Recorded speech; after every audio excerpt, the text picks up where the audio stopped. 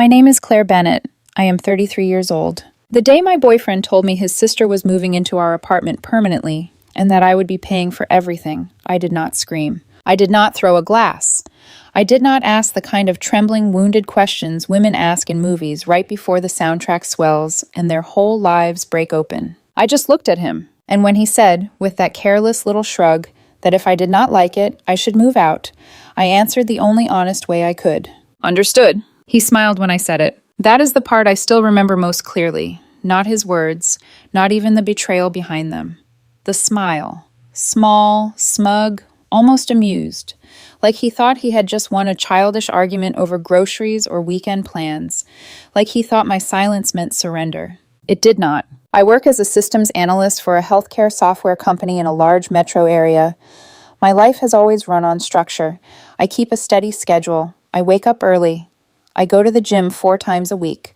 I like clean counters, predictable calendars, and evenings that end quietly. I am not someone who thrives inside disorder. I can tolerate stress, but only when it has a purpose. Chaos for someone else's convenience has never been my skill set. My boyfriend was Ethan Cole. He was 30. We had been together a little over 2.5 years, and we had been living together for the last 14 months in a 2-bedroom apartment downtown. The lease was in both our names, but I paid the larger share of rent and utilities because I earned more. That arrangement had not been forced on me. At the time, it felt fair, mutual, adult. He covered what he could, I covered more, and we told ourselves that was what building a life together looked like. Ethan had a younger sister named Sabrina. She was 26, always figuring things out, always one crisis away from needing rescue, always temporarily between jobs, apartments, plans, or identities. Temporary was her favorite word.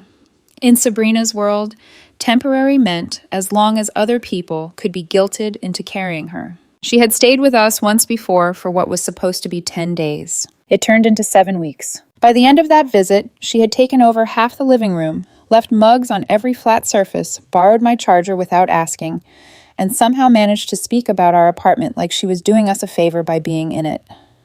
When she finally left, I told Ethan very clearly that I would never do that arrangement again without a real conversation, a timeline, and actual boundaries. At the time, he nodded. At the time, he kissed my forehead and said, "Of course, Claire, I get it." 3 weeks ago, he came home in a strange mood.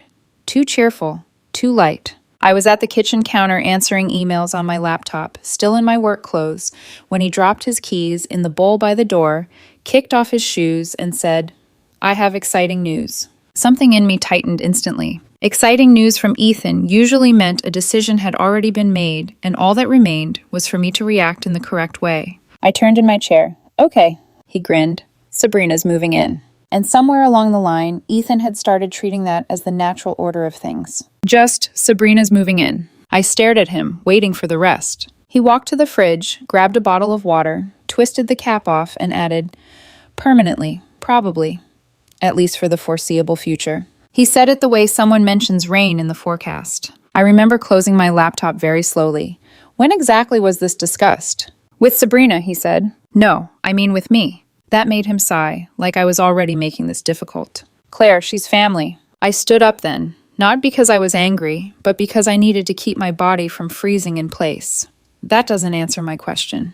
He took a drink, leaned back against the counter, and gave me the look he always used when he wanted to sound reasonable while saying something completely unreasonable. "She needs help. Her lease fell through, her job situation is a mess, and she doesn't have many options right now. We have the 2nd bedroom, it makes sense." "We use that room," I said. "It's my office." "You can move your desk into our room." Our room. The way he said it made my skin go cold because it was no longer our apartment in any meaningful sense. It was already his plan, his decision, his sister, his expectation that I would rearrange my life to make all of it comfortable. I asked the next question carefully. "How long is permanently?" He shrugged. "However long she needs." "And expenses?" He looked almost confused by that. "What about them?" "Food, utilities, internet, parking, space, all the actual things that come with another adult living here." That was when his tone changed. Not louder, sharper. "Well, you already cover most of the bills anyway, so it's not like it changes much." I laughed once. I could not help it. It was not humor. It was disbelief finally finding a sound. He frowned. "What? You're serious?" Why are you acting like I asked you to fund some stranger's life? She's my sister. And this is my home too. He folded his arms. So what? You want me to tell her no? I want you to talk to me before moving someone in permanently and deciding I'll pay for it. He shook his head like I had missed the moral point on purpose. You're making this about money. No, I said quietly. I'm making this about consent. That word landed badly. Men like Ethan always liked the language of partnership right up until it interfered with what they wanted. Then suddenly words like fairness and respect became dramatic, overused, inconvenient. He gave a short, humorless laugh. It's not that deep, Claire. It is when you tell me how my home will function and how my income will be used without even asking. For a second, something flickered across his face. Annoyance, embarrassment, maybe even the faint warning that he was stepping somewhere he should not. But instead of backing down, he hardened. If you're going to make this into a whole thing, he said, then I don't know what to tell you. I looked at him. He looked right back. And then he said the sentence that ended everything long before either of us admitted it. If you don't like it, move out. No hesitation, no softening, no immediate take-back. Just that. I remember the hum of the refrigerator, the blue glow from the microwave clock, a siren somewhere far below on the street, my own heartbeat slowing instead of speeding up. Because that was the moment the problem became simple. Not easy. Simple. I asked, you mean that? He rolled his eyes. I mean, Sabrina is moving in, and I'm not fighting over it. I held his gaze for another second. Then I said, understood. He actually smiled. That same small, victorious smile. He thought I had caved. He thought I was doing what I usually did when conflict exhausted me. Going quiet, taking space, cooling off. He thought silence meant the discussion was over. What he did not understand was that I only go quiet when I am done trying to save something. I walked into the bedroom and closed the door behind me. Not hard. Just enough to separate the air. Then I sat on the edge of the bed and let the facts line up. Month-to-month lease. 30-day notice. Utilities mostly under my accounts. My desk in the second bedroom. Most of the kitchen equipment purchased by me. Enough savings to move without panic. Enough pride not to beg to stay where respect had just been made conditional. I pulled up our lease agreement on my phone and read it twice. 30 days. That detail settled me more than anything else. Outside the bedroom, I could hear Ethan moving around the kitchen like nothing had happened. Cabinet door, ice dispenser, TV turning on in the living room. The ordinary sounds of a man who had just changed the shape of our relationship and still believed he was the stable one in the room. I opened my laptop and started a checklist. Give notice. Schedule movers. Transfer utilities. Update mailing address. Look at short-term storage if needed. Separate personal property from shared items. Document everything. I was calm in a way that would have frightened him if he had seen it. About an hour later, he knocked once and came in before I answered. He leaned on the door frame. Are you done sulking? I looked up from my screen. He kept going, careless as ever. Sabrina will be here in 2 weeks, so you should probably start clearing your work stuff out of the second bedroom. She has a lot of boxes. I clicked save on the document in front of me. Then I said, I already gave notice. He blinked. Notice for what? The apartment. The color in his face changed so slightly another person might have missed it. I did not. He stared at me as if I had spoken in the wrong language. What do you mean you gave notice? I mean, I'll be out before Sabrina gets here, I said, and I'll be removing my name from the lease and the bills. For a second, he just stood there, not speaking, not moving. The confidence in his face did not disappear all at once. It cracked, a thin hairline fracture right through the center. Then he laughed. It was forced, too quick. Claire, stop. I'm not joking. His jaw tightened. You can't just decide that on your own. The irony of that almost made me smile. I closed my laptop and set it aside. That's interesting, Ethan. He pushed off the doorway and stepped into the room. No, seriously. You don't get to make a major decision like this without talking to me. I stood up slowly. I did try to talk to you. You told me if I didn't like it, I should move out. That's not what I meant. But it is what you said. He ran a hand through his hair, already irritated by the fact that words meant what they meant. Claire, couples say things in the moment. You don't just what? Cancel a home because you're upset? I held his gaze. I'm not upset anymore. That landed harder than anger would have. He looked at the checklist still open on my screen, then at the lease PDF on my phone, and something in him sharpened. He was beginning to realize this was not a performance. I could see him searching for the version of me that usually softened first, the version that made things easier, the version that let his confidence stay intact. She was already gone. You're being dramatic, he said. No, I said, I'm being precise. He scoffed, but it sounded thinner now. So what? You're really going to blow up a relationship because my sister needs help?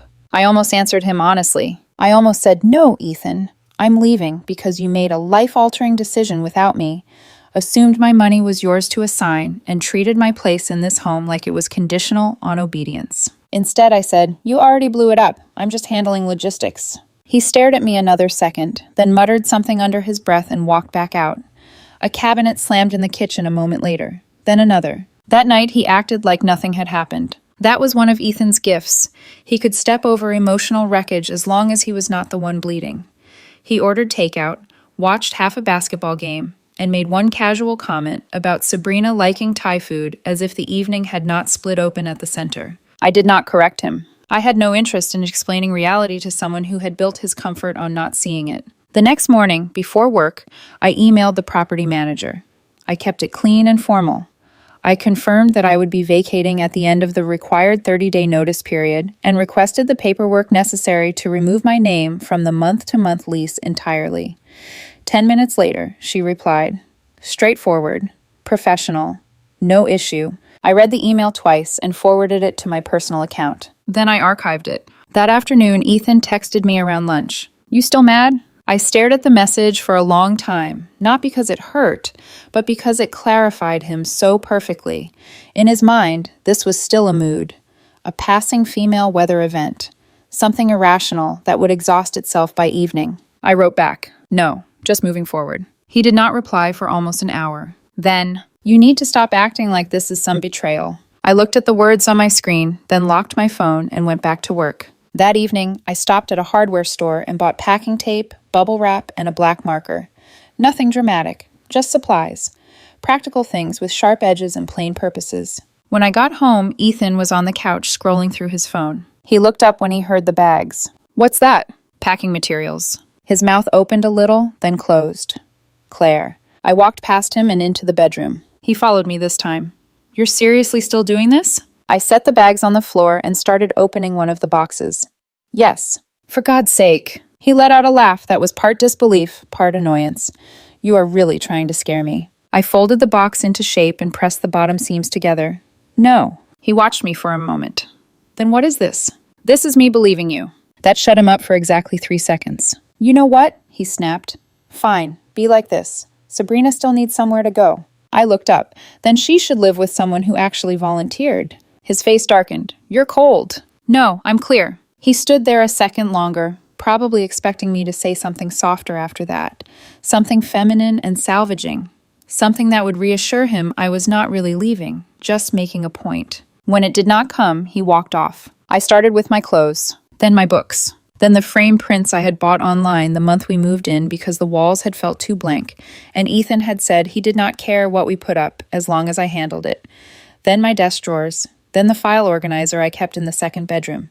I packed neatly, labeling each box in block letters: clothes, office, books, kitchen. I took only what I could clearly prove was mine. That mattered to me. I did not want to fight over forks or lamps or whatever scraps people weaponize when the larger truth is too humiliating to face. I was not trying to win a property dispute. I was trying to leave clean. Ethan noticed the boxes the second night. He came into the bedroom, leaned against the dresser, and stared at the small stack in the corner.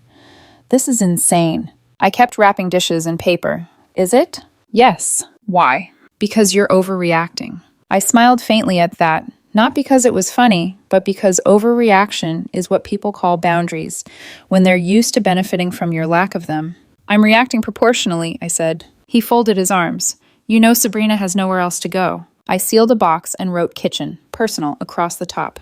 "That's unfortunate." His expression changed immediately. "Wow." I met his eyes. "You keep trying to hand me a responsibility that was never mine." "She's family." "She's your family." "She would be your family too, if you actually cared about this relationship." That was a smart line. Cruel, but smart. He knew exactly where to aim it. Right at the place women are trained to bruise, the expectation that love must always look like more sacrifice. I stood up straight and set the marker down. "Do not confuse access with entitlement," I said. "I was willing to build a life with you. I was never agreeing to become an unpaid safety net for every decision your family refuses to handle." For once, Ethan had no immediate comeback. He looked angry, yes, but beneath that there was something else beginning to form. Unease. A slow, ugly awareness that he had miscalculated both the moment and the woman standing in front of him. Still, he wasn't ready to admit it. He shook his head. "You always do this." I frowned. "Do what?" "Retreat. Shut down. Make everything impossible." I stared at him for a second, because that accusation told me more than he meant it to. In his version of our relationship, my calm had never been maturity. It had been convenience. My restraint had only ever been valuable when it protected him from consequences. "No," I said quietly. I stopped talking when I realized I'm being managed instead of heard. He rolled his eyes and left again. The property manager called 2 days later while I was working from home. I stepped into the kitchen to take it, and Ethan heard enough to know what it was about. Final walkthrough date. Confirmation of notice. Timeline for key return. She was cheerful, efficient, and completely unbothered by the end of my relationship. When I hung up, Ethan was standing near the island watching me. "You really did it." I set my phone down. "Yes." He let out a breath through his nose, without even discussing it. I almost laughed. "I keep waiting for you to hear yourself," I said. He ignored that. "There's still time to reverse it." "No, you haven't even tried to work this out." "I tried the first night. You told me to leave." That was frustration. And this is consequence. The silence that followed was taut and strange. It was the first time he looked at me not like a difficult girlfriend, not like someone emotional or dramatic or stubborn, but like a real problem, a real variable, a person with agency that had failed to stay decorative. That night, he made pasta and asked if I wanted some. Not kindly, strategically. I said no. Around 9, he came into the bedroom and sat on the edge of the chair near the window. "Can we be adults for a second?" I was folding sweaters into a box. We could have been adults from the beginning. He ignored that too. "You know this isn't how relationships work." I looked at him. Meaning? Meaning you don't just walk away every time something gets difficult. Something about that sentence almost hollowed me out with disgust. Not because it was dramatic, because it was so ordinary, so common. The way some men reframe unilateral control as a test of your devotion. "This didn't get difficult," I said. "You made it disrespectful." His face hardened again. I am so tired of that word. "Respect?" "Yes. You keep using it like I committed some crime." "No," I said. "I'm using it like the foundation cracked." He laughed once, quietly, and rubbed his hand over his mouth. "You really want to throw all of this away?" I looked around the room, at the partly emptied dresser, at the open boxes, at the closet with more hangers than clothes now, and suddenly I understood that he still believed I was choosing something irrational, a temper, a lesson, a threat. He still did not understand that I had already accepted the end. "I'm not throwing it away," I said. "I'm refusing to live inside what you turned it into." He stared at me, eyes narrowing, and for a second I thought maybe this was the moment. Maybe this was when clarity would finally force humility out of him. Maybe this was when he would sit down, put his pride aside, and say the one thing that might have sounded human enough to matter. "I'm sorry." Instead, he said, "Sabrina's already told her landlord she's not renewing."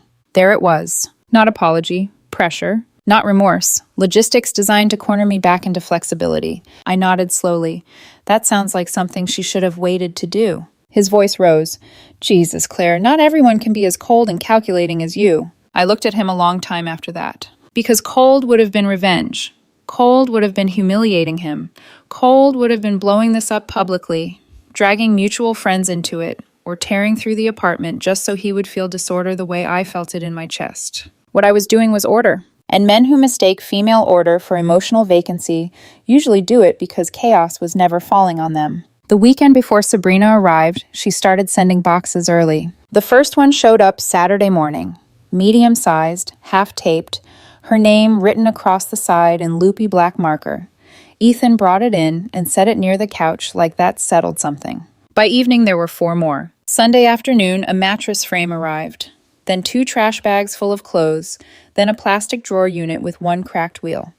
By Monday, the living room looked like a waiting room for someone else's bad decision. Sabrina came by around 7 that night, while I was labeling another box in the bedroom. I heard her voice first, bright, breathless, casual. "Where should I put the rest?" Ethan said something too low for me to catch, then both of them laughed. I stepped into the hallway and saw her standing there in leggings and an oversized hoodie, holding a tote bag on one shoulder like she already belonged.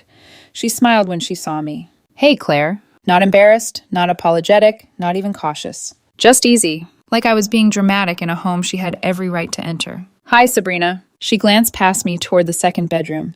I was thinking I could set up my desk by the window in there. The light's really good. My office. My chest went still. Ethan must have noticed something in my face because he jumped in too quickly. We'll figure the room out later. Sabrina waved a hand. I mean, Claire's leaving anyway, right? There was no venom in it. That was the worst part. She said it like weather, like a practical scheduling detail, like the woman standing in front of her was not a person exiting a relationship because the two of them had decided comfort mattered more than respect. I looked at Ethan. He looked away first. And in that tiny moment, with his sister standing in my hallway and my life being discussed like cleared floor space, I felt the last soft part of me go quiet. Not break, quiet. Because breaking is messy. This was clean. I turned back into the bedroom, sealed the box I'd been working on, and wrote one word across the top in thick black letters. Final. By the next morning, I had booked the movers, paid the deposit, confirmed the date, and transferred my share of 2 utility accounts out of the apartment effective the week I left. I did not announce any of it. I did not warn him. I just handled it. The first utility transfer email hit Ethan's inbox that evening, while Sabrina was there again, sitting cross-legged on the couch, eating takeout, like she had been part of the household for months. He opened the email, frowned, read it twice, then looked up at me. What is this? I kept folding clothes into a suitcase. The electric account. His voice sharpened. You already transferred it? Yes. You didn't tell me. I zipped the suitcase closed and looked at him. You didn't tell me you were moving your sister in permanently and assigning me the bill. Sabrina got very still on the couch. For the first time since this started, neither of them had a ready-made response. That was when I knew the panic had finally begun. The panic didn't arrive all at once. It leaked, quietly, in pieces, through questions that sounded casual if you didn't listen closely. The night after the utility transfer email, Ethan followed me into the kitchen while Sabrina was still in the living room, scrolling through her phone like none of this involved her. Claire, he said, lower this time, more controlled. Are you seriously removing everything? Like, all of it? I poured myself a glass of water before answering. Yes. He leaned against the counter, studying me like he was trying to locate the version of me he used to negotiate with. So what, you're just done contributing? Just like that? I took a sip. Not just like that, after you told me to leave. He exhaled sharply. You're still stuck on that. No, I said. I'm following it. That answer irritated him more than anger would have. He ran a hand down his face, then glanced toward the living room, where Sabrina was laughing at something on her phone. You're making this really uncomfortable for everyone. I looked at him. Uncomfortable, I repeated. Yeah, he said quickly. The tension. The way you're acting, it's cold. There it was again. Cold. The word people use when you stop cushioning the consequences of their decisions. I'm not creating tension, I said. I'm removing myself from it. That's not how it feels. That's because you expected me to stay. He didn't deny it. That silence told me more than anything he could have said. By the end of that week, Sabrina had effectively moved in. Her clothes filled half the closet in the second bedroom. Her makeup appeared on the bathroom counter, her shoes collected by the door like they had always been there. She left a mug on the coffee table overnight, then another the next morning, then a plate in the sink that she never washed. Ethan adjusted instantly. That was the part that stayed with me. Not the mess, not even the entitlement. The speed. The way he slipped into a version of life where I was already secondary, where my routines, my space, my contributions were background details that could be rearranged without friction. He started asking her what she wanted for dinner. He started sitting with her on the couch while I stayed in the bedroom. He started referring to the apartment like it was something they were managing together. I stopped using the living room entirely, not out of spite, out of clarity. Claire, was no longer part of that space. Not in any meaningful way. Ethan noticed after a couple of days. Why are you hiding in the bedroom, he asked one evening, leaning against the door frame again, like this was all a misunderstanding. I'm not hiding, I said. I'm disengaging. That's the same thing. No, I said. One is fear, the other is choice. He shook his head like I was exhausting him. You're punishing me. I'm not interacting with a situation I didn't agree to. That's punishment. That's boundaries. He let out a humorless laugh. You always have a word for everything. I met his eyes. And you always have an excuse. That ended the conversation. The first real crack came 3 nights later. Sabrina had officially stayed over for the first time, meaning she didn't leave. Her mattress was set up, her charger plugged into the wall, her voice moving through the apartment like she had claimed it. Ethan knocked on the bedroom door around 10. Can we talk? I was folding the last of my clothes into a suitcase. We are talking. I mean actually talk. I sighed softly and set the sweater down. Okay. He stepped inside and closed the door behind him, lowering his voice like this was suddenly private, delicate. Look, he said, I've been thinking about the financial side of things. That was new, not apology. Math. I figured, I said. He ignored the tone. Rent's going to be tight without your contribution. I said nothing. Sabrina's looking for work, he added quickly, like that solved something. But it might take a little time. Temporary. There it was again. Always temporary. And? I asked. He hesitated, then pushed forward. Maybe we can revisit how things are split. I watched him carefully. This was the first time he had asked instead of told. It would have mattered. If it hadn't come this late. My finances are no longer part of this equation, I said. He blinked like I had just switched languages mid-sentence. What do you mean? I mean exactly what I said. You can't just, Claire, we live together. Not for long. That's not the point. It is the point. He stared at me, frustration tightening his expression. So you're really going to leave me to deal with all of this alone? I tilted my head slightly. You made the plan without me. The silence that followed was heavier than anything we had said so far. For a moment, something real surfaced. Not anger, not control, fear. And then, he swallowed it. His voice dropped. I didn't think it would go this far. I looked at him. I did. That was when his face changed. Not completely, but enough. Enough for me to see that the ground under him had started to shift. That night he cried. Not loudly, not dramatically, just quietly. Sitting on the edge of the bed after I had turned away, shoulders slightly hunched, like the weight of something had finally landed where he didn't expect it. But even then, even in that moment, he didn't say sorry. He said, I don't know how this got so messed up. And I realized something important. He still didn't think he had done anything wrong. He thought this was happening to him. By morning, the softness was gone, replaced by anger. It always came back to anger. You're abandoning me, he said over coffee he didn't drink. You told me to leave. That's not the same thing. It is. You're choosing money over love. I met his gaze. I'm choosing respect over control. He scoffed. That's not what this is. It is for me. He slammed his hand lightly against the counter. You're being heartless. Sabrina is in a bad situation. And you decided I should carry it. She's family. And I was your partner. The room went quiet after that. Because for the first time, the comparison was unavoidable. Family. Partner. Obligation. Choice. He didn't answer. I packed the rest of my things that day. Books. Shoes. The last of my office equipment. The kitchen knife set I bought when we first moved in. The one he had said was too expensive until he used it every night. I left everything that was genuinely shared. I wasn't interested in proving ownership. Just separation. Ethan hovered the entire time. Not helping. Not stopping me. Just watching. Making comments. Sabrina feels uncomfortable with the tension. I'm sure she does. It's not fair she has to witness this. It's not fair she moved into someone else's home without their consent. You're making the household unstable. I paused at that. Household. Like I was still part of it. You redefined the household when you made decisions without me, I said. He shook his head. You're twisting this. I looked at him directly. If I had agreed to everything, would you be calling it twisting or compromise? He opened his mouth, closed it, looked away. That was answer enough. That afternoon, the property manager called to confirm my final walkthrough date. Ethan overheard. He went very still. When I hung up, he asked, quietly this time, is there any way to stop it? No. That was the first time he looked scared. Not frustrated. Not irritated. Scared. Because for the first time, he understood something he should have understood from the beginning. I wasn't negotiating. Sabrina, meanwhile, had settled in completely. She left dishes in the sink, took over the couch, asked Ethan what was for dinner like it was already his responsibility. I watched him absorb it in real time. The shift, the weight, the reality of what he had invited in. The support he thought he was offering her was already becoming obligation. And for the first time, I saw him hesitate before answering her. Hey. That night, he tried one last time. He came into the bedroom, slower this time, less certain. Maybe we can reset, he said. I didn't look up from the box I was sealing. Reset what? This, everything. We can talk about boundaries again. Now that I was leaving. Maybe Sabrina could contribute later, he added quickly, or stay somewhere else part-time. We don't have to end this. I pressed the tape down firmly across the box. Why are those options only appearing now? He didn't answer, because we both knew the truth. Options only exist when leverage disappears.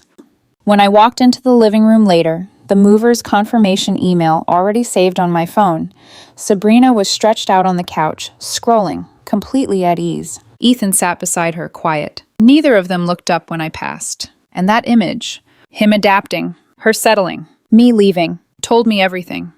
The movers were scheduled for Tuesday morning, and by then, the panic had already taken root. It just hadn't fully surfaced yet, but it would. It always does. When someone realizes too late that the person they depended on was never as replaceable as they assumed. The movers arrived at 8:12 on a Tuesday morning. 2 men, efficient, polite, focused. They knocked once, introduced themselves, and stepped into a space that no longer felt like mine. Ethan was standing in the living room when they walked in. Still, like if he didn't move, maybe none of it would become real. Sabrina was on the couch, legs tucked under her, phone in hand. She glanced up, confused more than concerned.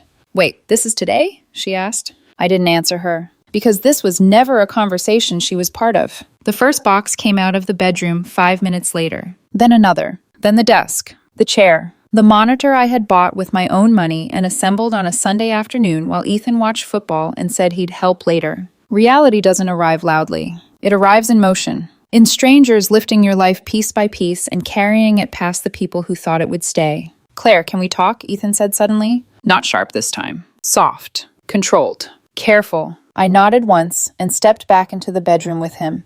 He closed the door behind us like he could contain something that had already spread too far. "This is getting out of hand," he said quietly. I leaned against the dresser.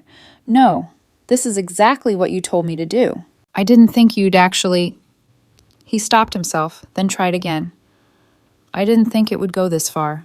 "It didn't go far," I said. "It went exactly where you pointed it." He ran both hands through his hair, pacing once across the small space. "We can fix this." "How?" He hesitated, then rushed it. "Sabrina can move out later, or stay with a friend for a while. We can pause everything, reset." The same words. Reset. Pause. Temporary. I watched him carefully. Why are those options only real now? He didn't answer. Because he couldn't. Because they were never about possibility. They were about pressure. "I thought you loved me," he said finally, voice tightening. "I did." That hit harder than anything else I could have said. He flinched slightly. "Did. Love doesn't survive where respect is optional." Silence. Heavy. Final. He swallowed, eyes searching mine like there might still be something left to negotiate. "There has to be a version of this where you stay." "There isn't. You're making a mistake." "No," I said. "I'm correcting one." He stared at me, and for the first time since this started, there was no argument behind his eyes. Just the slow, dawning realization that control had already left his hands. When we walked back into the living room, the second wave of boxes was already gone. Sabrina had shifted slightly on the couch, watching now. Really watching. "Are you actually leaving?" she asked. I looked at her. "Yes." She blinked. Like, "For real?" I didn't answer, because I had already answered everything that mattered.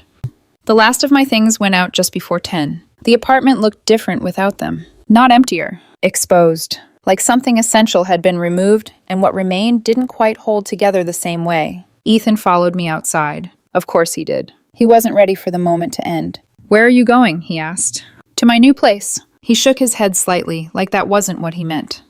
"No, I mean, are you really ending this? Over this?" I looked at him. Carefully. "You ended it when you told me to leave." That's exactly what happened." His voice cracked slightly.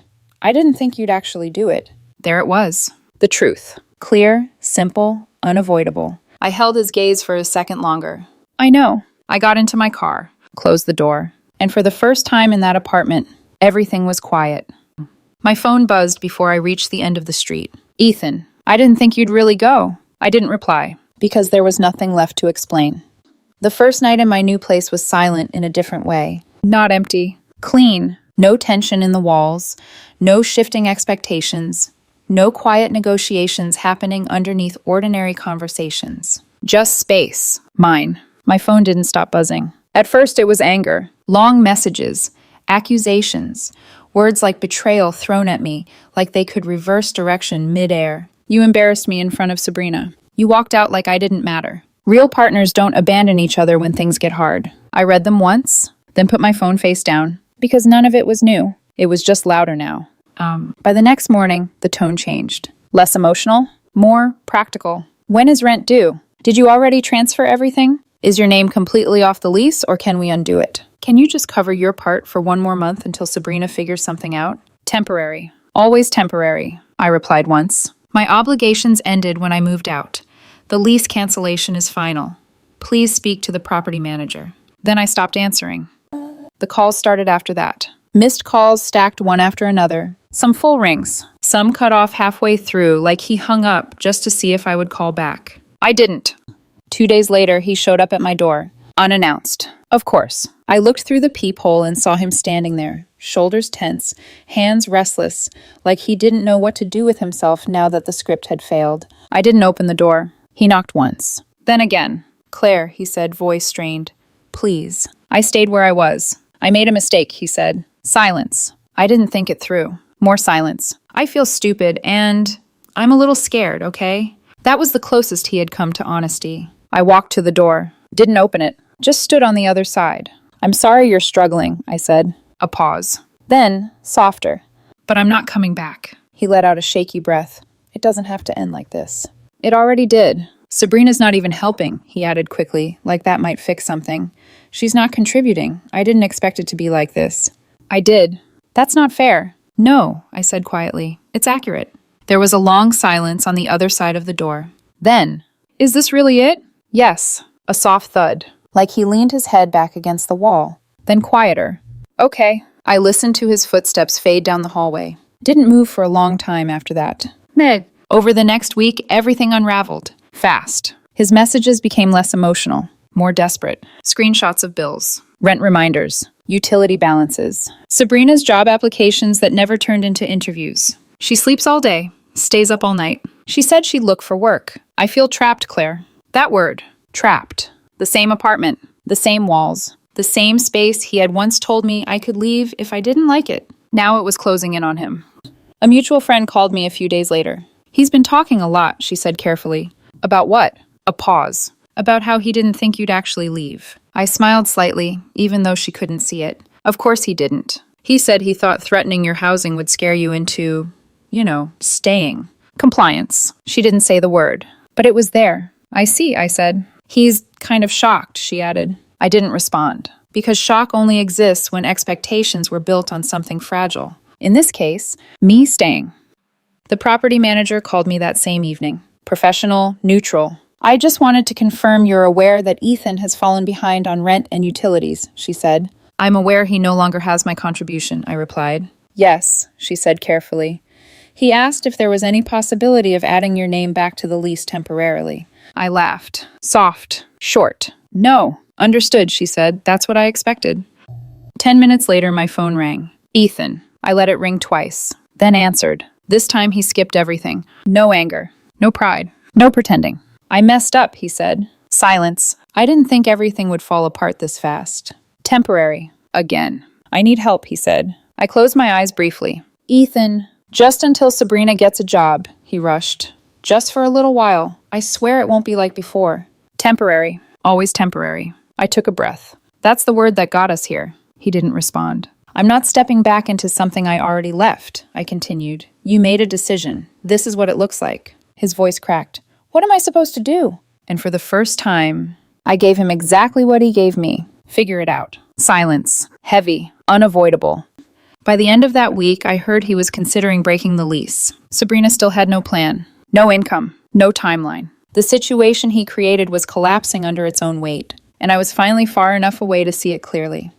People keep asking me if I feel bad, if I regret it, if I think I could have handled it differently. Here's the truth. Ethan didn't lose me when I packed my things. He lost me the moment he decided my home, my money, and my stability were tools he could use. The moment he said, if you don't like it, move out. He thought he had power. He thought I would argue, negotiate, stay. Instead, I listened. I did exactly what he told me to do. And that's what broke everything. Because his plan only worked under one condition, that I would accept being taken for granted. I didn't. And once that illusion disappeared, so did everything built on it.